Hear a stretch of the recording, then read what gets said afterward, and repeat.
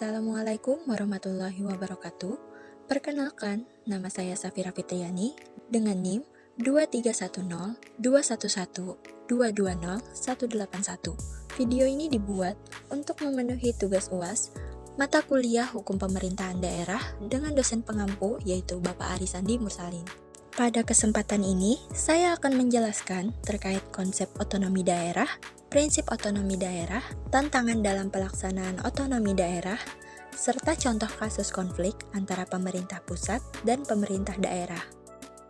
Otonomi daerah adalah hak, wewenang, dan kewajiban daerah otonom untuk mengatur dan mengurus sendiri urusan pemerintahan dan kepentingan masyarakat setempat dalam sistem negara kesatuan Republik Indonesia. Sesuai dengan Undang-Undang Nomor 23 Tahun 2014, konsep otonomi daerah yang diterapkan di Indonesia adalah melalui 3 asas, yaitu desentralisasi, dekonsentrasi, dan tugas pembantuan. Konsep ini bertujuan untuk memberikan kebebasan kepada daerah-daerah dalam mengambil keputusan yang berkaitan dengan perkembangan ekonomi, sosial, budaya, dan politik. Berdasarkan Undang-Undang Nomor 23 Tahun 2014, prinsip pembagian wewenang antara pemerintah pusat dan pemerintah daerah yakni: pertama, desentralisasi. Desentralisasi yaitu penyerahan wewenang dari pemerintah pusat kepada pemerintah daerah untuk mengatur urusan pemerintahan sendiri. Contohnya, untuk mengelola pendidikan dan kesehatan. Kedua, dekonsentrasi. Dekonsentrasi yaitu pelimpahan sebagian urusan pemerintahan pusat ke pejabat daerah. Ketiga, tugas pembantuan, yaitu tugas yang diberikan oleh pemerintah pusat kepada pemerintah daerah untuk melaksanakan kebijakan tertentu, seperti program pembangunan infrastruktur yang dibiayai oleh pusat namun dilaksanakan oleh daerah.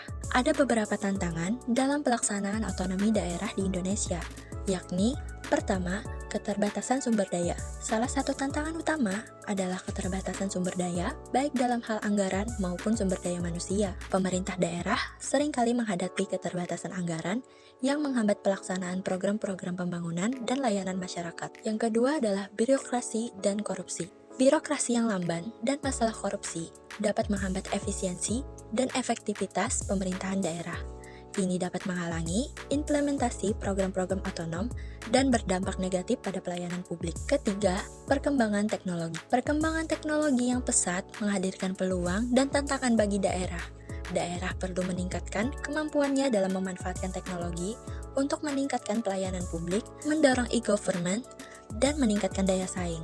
Lalu, contoh konflik antara pemerintah pusat dengan pemerintah daerah bisa kita lihat pada konflik yang terjadi antara pemerintah pusat dengan pemerintah kota Surakarta dalam menjalankan program nasional pemberdayaan masyarakat mandiri perkotaan di Surakarta pada tahun 2008-2009. Penyebab dari konflik ini adalah karena adanya penolakan program dari pemerintah pusat yang disebabkan karena datangnya secara tiba-tiba dan tidak ada koordinasi terlebih dahulu dengan pemerintah kota Surakarta. Faktor lainnya adalah Surakarta lebih dahulu mempunyai program kemiskinan yang bisa disebut DPK. Lalu, penyelesaian konflik ini melalui proses negosiasi dan menghasilkan keputusan bahwa pemerintah kota Surakarta menerima program dari pemerintah pusat dengan syarat yakni dilakukannya sharing program penanggulangan kemiskinan antara pemerintah pusat dan pemerintah kota Surakarta.